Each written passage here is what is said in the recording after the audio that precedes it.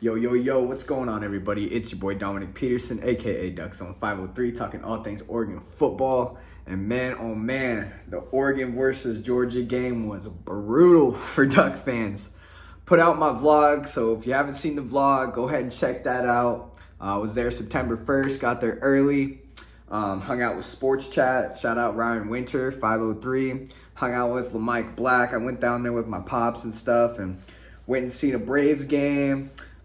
Took you through the College Football Hall of Fame, and then wasn't much gameplay to show because every time I pulled out the camera, Georgia just dominated the full 60 minutes. So I got a lot of pregame stuff, a lot of the pregame hype stuff. So go ahead and check that vlog out if you haven't already. Also, go ahead, please throw up a like on this video and subscribe if you want to join the Duck Zone family. Man, we're growing quick. Just hit 1,000 followers on Instagram. Thank you guys for doing that. I'm already around 1,100, I think, on Twitter. So yeah, go ahead and follow me on all social medias. That's the best way to get the quickest updates from me. And the YouTube is more for like vlogging and recapping and previewing things. So yeah, so we're gonna do this Oregon versus Georgia recap. Oregon loses 49-3 to Georgia in Atlanta in that so-called neutral site game. Oh man, yeah, the drinks were coming in. After that game, let me tell you, we were drowning our sorrows out there in Atlanta. Flew 2,000 something miles to watch a field goal, man. It's hilarious, man. Ryan Winter told us that when I was hanging out with him after the game.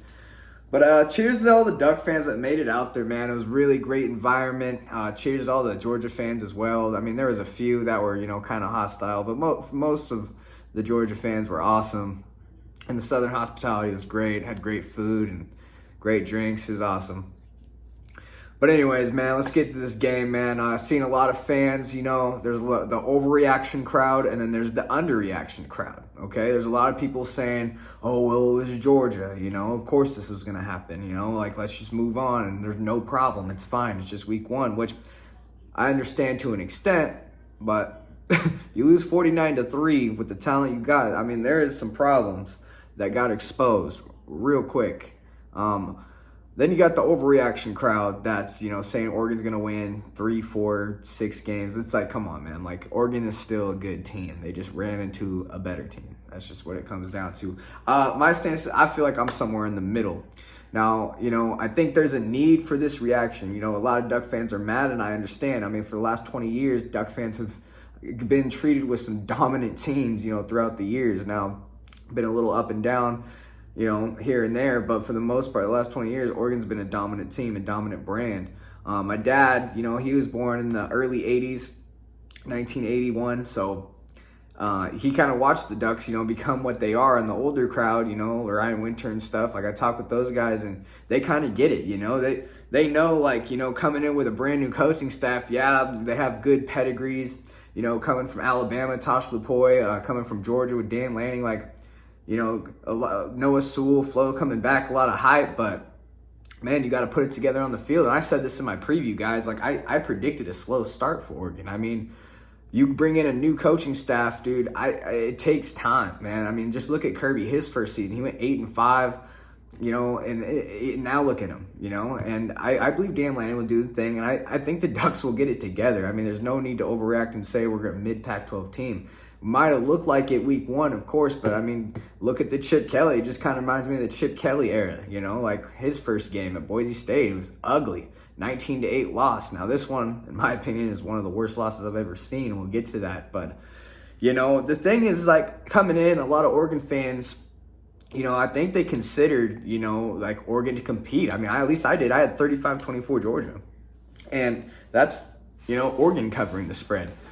Nobody expected a 46-point blowout, and that's the thing. I mean, 247 Sports came out with Oregon being the 7th most talented roster in the country, and a composite ranking. And Georgia was up there in the top 2, but when you have the 7th versus like the 2nd best roster composite, roster-wise, you expect them to compete, not look like Portland State. And I'm sorry, I'm not trying to overblow this, and I'm not overreacting because I did think Oregon did some good things, and I'll get to that. But overall, there's like, you got to call it how it is. There is no excuses. I mean, if you're trying to come up with excuses, be supportive. I get it. I'm supportive of the team. I want them to win. But I'm real at the same time. I'm going to keep it real. If they're not playing well and they played horrible, I'm going to call them out and see. I'm going to say what I seen. There's no filter with me. And if you're looking for somebody who's going to put a filter on to make you feel better, go somewhere else. Because, man, I'm going to tell you how it is, man. And it just didn't look good. I mean, here's a good comparison for you guys. Take like the 2010 national championship game, Auburn with Cam Newton, considered one of the best teams in 2010. Then you got Oregon, right? This is like they competed. It was 22-19. Like that's my example here. Georgia's like considered like a national champion, one of the best teams. You know, you're at least supposed to compete, and they didn't. They looked like an FCS team. I mean, Georgia scored on the first 7 drives of the game. It looked unstoppable. The defense out of place. And I predicted, you know, the offense to kind of struggle. Defense, not so much, because you just, you know, you got your stars over there and you have defensive coaches. I expected them to kind of limit Georgia a little bit. I knew Georgia's offense was going to be a struggle handling those tight ends. 9 for 10 on third down for Georgia, and it just didn't look good. I think you also seen, you know, Oregon right there just get eliminated from the national spotlight. I mean, the national, even if they rattle off a few wins here, it's going to be hard with that bad of a loss to get back in the college football convo. I mean, at least for the next 1 to 2 years in Dan Lanning's areas, they're going to need to gain some respect after this loss. You know, and you definitely seen the athletic difference between Oregon and Georgia. I mean, those type of national teams that, you know, Oregon fans want to compete with. At the end of the day, we want national championships, man. That's what we said on our coaching search. That's one of the reasons why we went after Dan Lanning instead of, you know, the Cal coach or whatever. You know, we're going for natties. We're looking to compete with the Ohio States, the Georgias, the Alabamas, the Clemsons. Like, we're looking to compete with those guys. And you just seen the difference in talent. I mean, I'm sorry, you have to call it what it is. They were faster, stronger in every position. Every position, they looked better, stronger, faster. Like, it just looked ridiculous. It looked like Oregon was an FCS team. And it exposed a lot of things, which kind of scares me a little bit. Now, there is some overreacting. You know, there's some people that's saying, like, oh, this is so bad that we're like a mid-Pac-12 team. And as bad as it looked, I think, you know, Oregon is just ran into a better team. And I think Oregon is one of the better Pac-12 teams and can contend if they, you know, it all depends on this coaching staff. And we're going to have to see. And you're going to kind of hear me say that throughout this podcast, that we're just going to have to wait and see. And I know it's kind of, you know, it makes some people not like that answer, but it is what it is. I mean, this is a brand new coaching staff. We're going to have to see. We didn't get to see much because we just ran into a buzzsaw. Same thing with Georgia. They're saying the same thing, but it's just the opposite. They're saying they weren't even tested. I mean, and to be honest, I'm going to keep it real. Oregon fans get disrespectful by that. Some people on Twitter said, you know, it's disrespectful that Kirby said that they had better players. I say that's real talk. Like, that's, it's just keeping it real, man. Like, 100%. You know, Georgia has tremendous athletes. I mean, coming in, I don't think anybody thought like Oregon was going to have better athletes on the field, but it just looked really a big gap in talent. Of course, it's week 1, okay? And there's a bunch of mistakes, especially with the brand new coaching staff. You're bound for false starts. You're bound for blown coverages. You know, stuff like that. The missed tackles, though, were very concerning. I know it's week 1, but there were a lot of missed tackles. Even coming from like guys like Sewell and Flo and Bossa. Some of the guys, man, it was tough. Bad form. You know, didn't run your feet. It was horrible. The Kirby versus Lanning battle was definitely a storyline coming in. Kirby, you know, obviously took that battle. I think he took Oregon's strength with Sewell and Flo in the middle and had them run into sideline to sideline all game, throwing quick screen passes to those quick running backs, screen passes to those big tight ends, and getting the 6'7" Darnell Washington in front of Brock Bowers running full speed. I would not want to run into that. And, you know, Kirby just outcoached. And Oregon didn't make any adjustments throughout the game. Once they were getting schooled, there were no adjustments. And we'll get to the Bo Nix, Ty Thompson talk in a bit. You know, and let's pull up my 5 keys of the game. Okay, so I did a preview, and I tweeted out my 5 keys if Oregon was going to win this game. Number 1 was win the turnover battle. For your underdog, that's the number 1 thing always on my list. You got to win the turnover battle. Get a ball or 2 to bounce your way. Oregon did not do that. Had 2 bad turnovers. I mean, one was a 50-50 jump ball that should have been thrown to a 5'9" McGee. If it's Dante Thornton, I get it. I mean, it was a good throw, and Seven McGee just kind of lost his footing, it looked like. But the second one was just bad. I mean, that second one was on Bo. That was bad. Second key here, Oregon rushed for 200-plus yards. I mean, Oregon kind of came close, but it was kind of irrelevant. When you get down so fast, you're kind of forced to pass the ball a little bit more than you want to. So the run game was kind of just obsolete off that, just quick touchdown after touchdown after touchdown, because then you're putting yourself in a position where if you run the ball, you're going to keep milking the clock. And I felt like that was Oregon's strength coming in with their O-line and stuff. And it was kind of just obsolete. I mean, 140 yards rushing is not good, and it's got to be better. Keep Georgia's tight ends under control. I mean, that was failed. That didn't happen. Georgia's tight ends were rumbling, getting cut wherever they wanted. Keep Bo Nix on his feet. I mean, I think the offensive line. This is a pass here. I think that the O-line definitely did perform well in moments. They weren't great, but they definitely played good against a great Georgia line. So that's a bright spot for me. I did think Bo Nix was on his feet a fair amount of his time. There was times where he was kind of running around, but for the most part, he did have a clean pocket. Number 5, pressure Bennett to pass outside of the pocket. They failed on that. That's another thing that kind of worries me, man, is, you got to replace Kayvon. And we're looking for that, rusher. We thought it was going to be Dorless, DJ Johnson, one of these guys, maybe Popo. Matter of fact, breaking news tonight. Popo is out for the season. Tough news.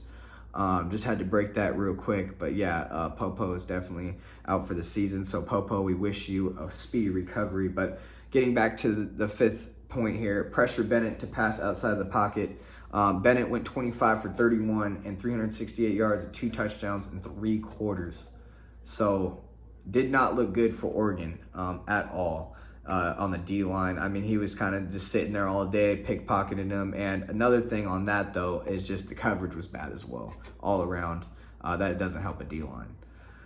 All right, so let's get into the facts here. This is Oregon's biggest loss since the 70-21 game against Washington in 2016.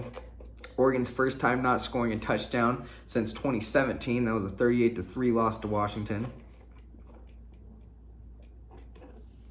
And for Georgia, they set a record for themselves.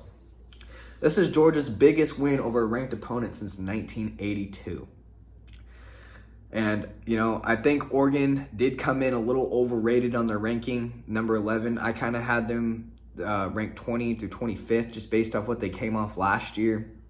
I mean, they got blown out by Oklahoma, blown out by Utah twice. Didn't look good. Now they got injuries and they bring a new coaching staff. A lot of hype into that. But I still think you should have ranked them a little lower. And they tend to rank, especially for the SEC, they rank the opponent pretty high. And they wanted to do that with Oregon, so you could sell tickets.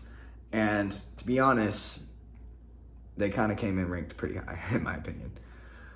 All right, so I'm going to start breaking down the offensive sides, things that I've seen, some notes that I took.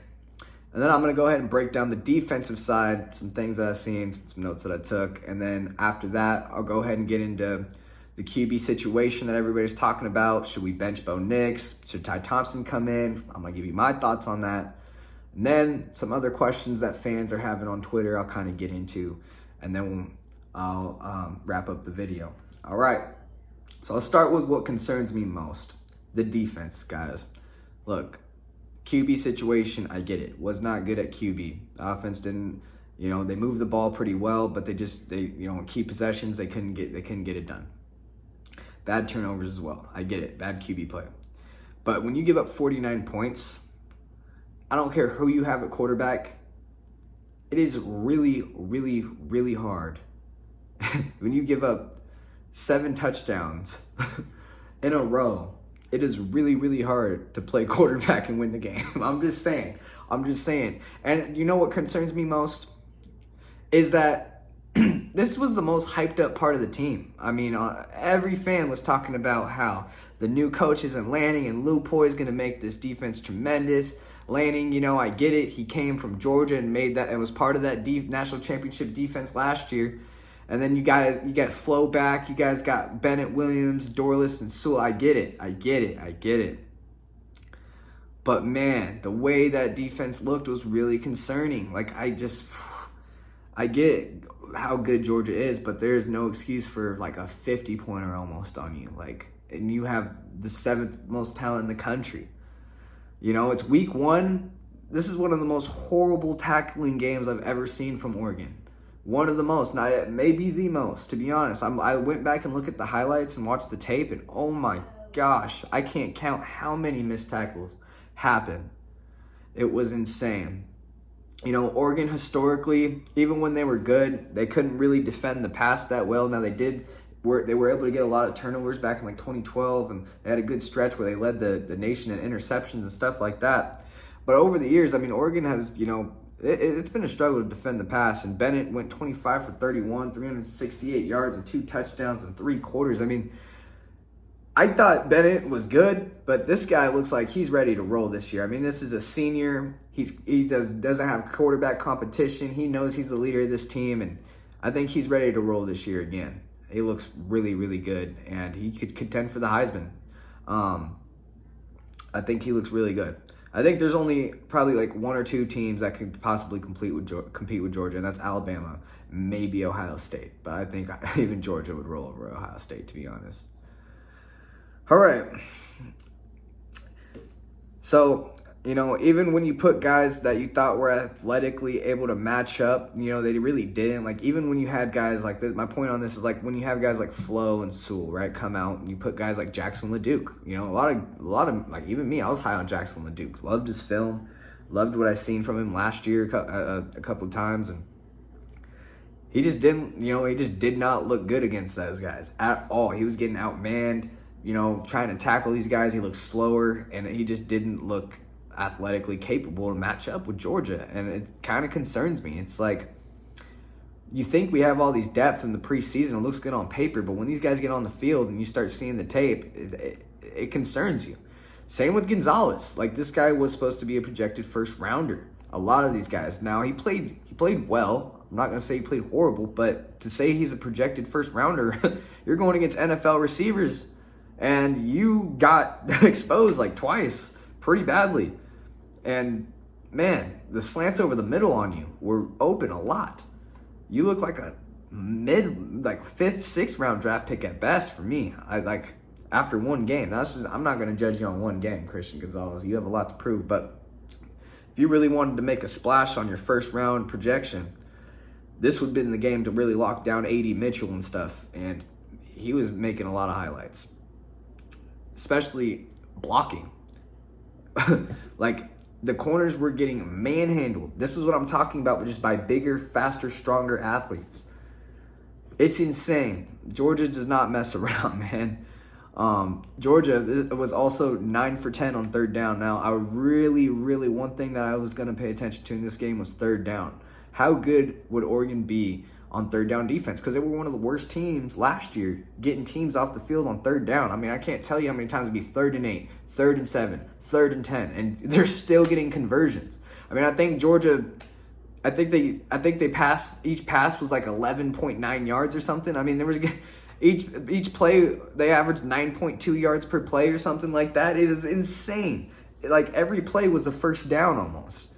And they only had 10 3rd downs, and they got 90% of them converted. If Oregon wants to contend in the Pac-12, they're going to have to get that adjusted. And I was hoping that this coaching staff coming in, all the hype, was going to at least solve that. And they didn't. It was really bad. Georgia's offense is loaded with talent, with an experienced quarterback, but Oregon has the talent to compete, and they should not be giving up 50 points. There's just no excuse for that. And it does concern me against Eastern Washington. Go ahead and look up their quarterback stat, what he did week 1. 500 yards passing, 5 touchdowns. Get ready, Oregon. You're going to have to defend the pass next game. All right, let's get into the offense. Now, like I said, I think Oregon really moved the ball pretty well. They were kind of moving it. They just didn't get the key 3rd down conversions. And when they were in the red zone, that one bad pick really deflated the gate. After that 2nd pick that Nix threw, the place was rocking for Georgia. Let me just tell you. And Oregon fans got a little more quiet, and you know the rest. Georgia went on and scored 4 more times. So, I'm going to go ahead and talk about this Bo Nix, Ty Thompson drama here. Now, everybody wants Bo to come in. I get it. Like, when somebody's not performing well and we haven't seen Ty that much, I get it. But the times we have, spring game, Stony Brook, he's looked like a fair backup quarterback. Like, it doesn't look like he would be greater than Nix. And this is the thing. This is the key thing. I'm not in practices. I don't know. And I don't want to speculate too much, but I'm just saying, when you have two coaching staffs to pass on Ty Thompson and blow out games. Now, I personally feel like if I was the coach, I don't see the reason why you have Ty Thompson sitting on the bench, especially if Bo Nix is your starter. Like, they made a great point. I think it was CBS Sports or Josh Pay, one of the two. But I was watching this clip, and they were talking about if Bo Nix is your starter and you're down by 46 points in the fourth quarter, why is he out there? Like, for one, if he's really your starter and he gives you the best chance to win, he should not be out there. That's a bad coaching move if he gets hurt. A lot of questions that will come from the media if he gets hurt, if Ty Thompson's your backup. And if he's not ready, if you're not playing him for that, like, get him reps. You're not going to win the game. Get him reps. Get him experience. How do you think they get better? By experience. So in my opinion, yes, he should be out there. But this is the thing. I'm not at practice. I would love to see him. Would he make the offense even worse than Bo Nix? I don't know. But when you have a coaching staff not ready to put him out, maybe he doesn't have a grasp on the playbook. Maybe there's some injuries. Even Jay Butterfield. Like, I don't know. I don't know the answer. I've also heard the argument that keeping Bo Nix out there is a way to keep your team chemistry to keep building because they're learning a new system. Switching the quarterback, how well does that help? And what message does that send to Bo Nix? How does that affect his confidence? So I get that as well. There's two sides of the story. But my opinion is, like, you got to understand, when you're down 46 or even 30 points, I kind of, it's fourth quarter, down 30, throw the backups in. Let them get experience. Let them get film. You could see a guy pop off. Who knows? And you can use them. Oregon came into this game with an experienced offensive line, and again, they never really took advantage of that run game that I thought they could. I thought they'd have to run away or double team Jalen Carter. Of course, that's a top 5 pick in the NFL next year. He played really well as well. But, it's just, being down that fast, you kind of abandon the run game. So my final thoughts on this game, my boring answer in summary is, how good is this Oregon team? We're going to have to wait and see. I'm not going to sit here and say that Oregon's going to win the national championship. I think that's obvious that we are not going to contend in the national spotlight. I don't think we're going to be a top 25 team unless we beat BYU. And that's a big game now. I think we're going to see in Eastern Washington, they're a 20-point favorite. If they beat them by 20 plus, we're on good track. We're going to have to wait and see in that BYU game. That's going to be a test. BYU looked really good against Southern Florida in their place as well. So they returned 86% of the roster. I predicted a loss for BYU. I predicted a win for Eastern Washington. We'll see. But I'm going to have a preview for that game for Eastern Washington. I'll also be at the Eastern Washington game, so if you see me there. And I just want everybody to remember, man, it's week 1, and I know Oregon looks really bad, but, it could be that Oregon is that bad, or it could just be that Georgia's just that good. I mean, there's both sides of the story, both sides of the argument that I understand. And the thing is it's week 1. We got to be patient. I mean, we're going to see in probably 3 weeks how good this Oregon team is. If BYU comes out firing and beats us by 20 plus, then we're going to know that this might be a rebuilding year. If Oregon comes out firing and makes adjustments, another thing to watch is the coaching adjustments. How does Oregon look different? Tackling. Does the tackling get shored up? How's the conditioning look? How's the backups look? And I think a drop in talent will definitely help. Guys aren't going to be, making as crazy catches, interceptions. They're not going to be faster. They're not going to be stronger. Oregon will have the better talent every matchup they play for the rest of the season, which is great news. And I think there's a bright upside. It's easy to get down when you get blown out in week 1. I get it, but we're playing the national defending champs. Do I think that Oregon should have played better, and does it concern me? Yes. And I think there is a need for watch out. I think everybody should have in the back of their head that just watch out. It might be a rebuilding year. You know, Kirby has recruited for Georgia in the top 5 for the last 4 or 5 years. So this is a machine they're running into. But that being said, you know, Oregon fans want to compete on the national level.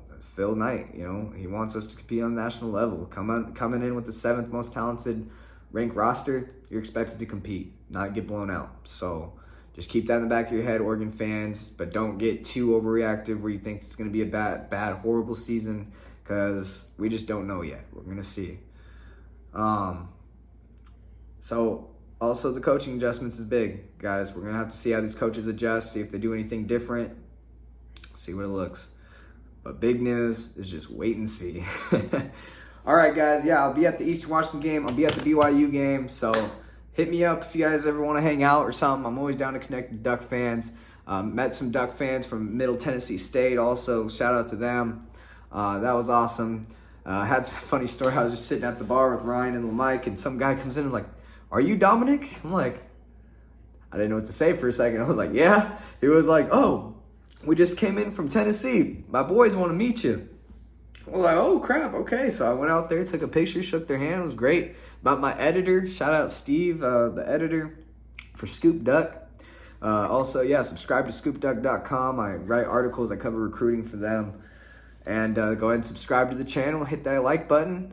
And forever and always, go Ducks. I'll have a preview video coming soon for Eastern Washington, so be on the lookout. Go ahead and check out the vlog. If you haven't already, the vlog's out now. And always, go Ducks.